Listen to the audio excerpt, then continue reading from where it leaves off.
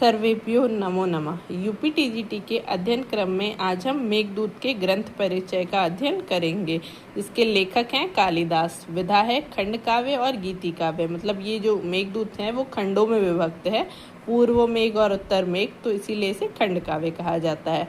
और ये मतलब कि पद्यात्मक है, इसे गा करके पढ़ा जाता है, इसीलिए इसे गीति काव्य के नाम से जानते हैं। और भाग इसके दो हैं, पूर्व और उत्तर। मुख्य रस है इसका विप्रलंब श्रृंगार।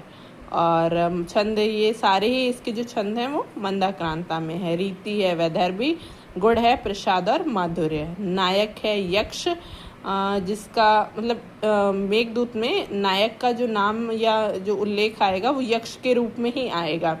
हेममाली, मतलब अगर कहीं पूछ देता है कि ब्रह्मवैवर्त पुराण के अनुसार, तो हेममाली होगा। या ऑप्शन में जैसा कि अगर यक्ष ना रह करके अगर हेममाली रहता है नायक का नाम, तो तब फिर हम हेममाली का चयन करेंगे।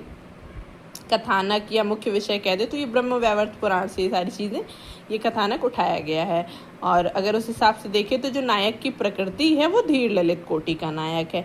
नायिका विशालाक्षी है, लेकिन ग्रंथ में अगर हम बात करें तो मेघदूत में तो यक्षिणी नाम से इनका मतलब आया है। कहीं पर भी उल्लेख जो आया है वो यक्षिणी के नाम से है। उपजीवी ग्रंथ कथानक ब्रह्मवैवर्त पुराण है। श्लोक हैं पूर्व मेघ में 63 और उत्तर मेघ में 52, तो कुल मिलाकर के 115 होते हैं। ठीक है। और जो ये मेघदूत है, अगर जैसे कि पूछ देता है, ऑप्शन की बात करते हैं, तो ये वाल्मीकि रामायण से प्रेरित होकर के, मतलब ये जो दूत वाला उल्लेख आया है वो कहाँ पर है, तो वाल्मीकि रामायण से लिया गया है दूत की कल्पना। और जो शाप वाला वृत्तांत आया है वो पद्म पुराण से है। ठीक है। और मल्लीनाथ ने एक बात कही है कि मेघे माघे गतम वयः, ये मतलब इम्पोर्टेंट है, पूछ लेता है। अब आते हैं मेघदूतम पद की जो व्युत्पत्ति है। मेघदूतम पद है मेघ एव दूतः, इसमें समास जो है वो मयूर व्यंसकादित्वाद समास है। और मेघस चासौ दूतः, तो इसमें कर्मधारय समास है। ठीक है। यहाँ पे बहुव्रीहि समास भी हो सकता है। मेघदूतम में अण प्रत्यय है। ठीक है। अब हम देखेंगे कि मेघदूत के जो मार्ग हैं, क्योंकि इससे भी क्वेश्चन मतलब लाइन वाइज बन जाते हैं ना, मेघ के मार्ग।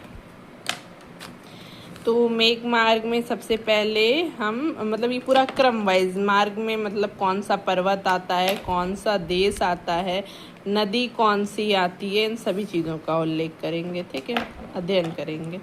तो क्रमशः देखते हैं। रामगिरी, सबसे पहले रामगिरी पर्वत आता है, फिर उसके बाद माल प्रदेश आता है, उसके बाद फिर आम्रकूट पर्वत आता है ना, फिर विंध्य पर्वत है, फिर नर्मदा नदी आती है, फिर दशाण देश आता है, फिर विदिशा नगरी है ये, वेत्रवती नदी इसके बाद आती है, फिर नीचगिरी पर्वत आता है, नीचगिरी, फिर निर्विंध्य, फिर सिंधु, फिर अवंती, फिर शिप्रा, फिर उज्जैनी नदी है। उज्जैनी एक देश हो गया जहाँ पे महाकाल का मंदिर है, फिर गंधवती नदी, फिर गंभीरा, फिर देवगिरी, फिर चरमणवती, फिर दशपुर, ब्रह्मावर्त, कुरुक्षेत्र, सरस्वती, कनखल, गंगा, हिमालय, क्रौंचरंद, कैलाश पर्वत, मानसरोवर और अलकापुरी। ठीक है।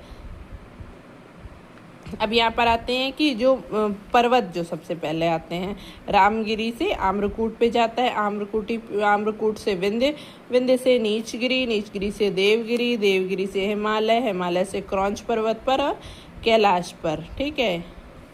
इसका जो एक बनाया था हमने, राम आम विनोद, नहीं वेस्ट है। अब आते हैं मेघ में वर्णित नगर देश क्रमशः। मालदेश, दशाण, विदिशा, अवंती, उज्जैनी, दशपुर, ब्रह्मावर्त, कुरुक्षेत्र, कनखल, अलकापुरी।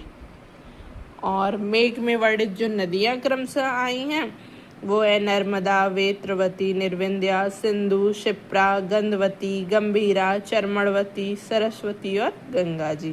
ठीक है। इसके बाद हम श्लोकों का अध्ययन अगले वीडियो में करेंगे। तब तक के लिए धन्यवाद।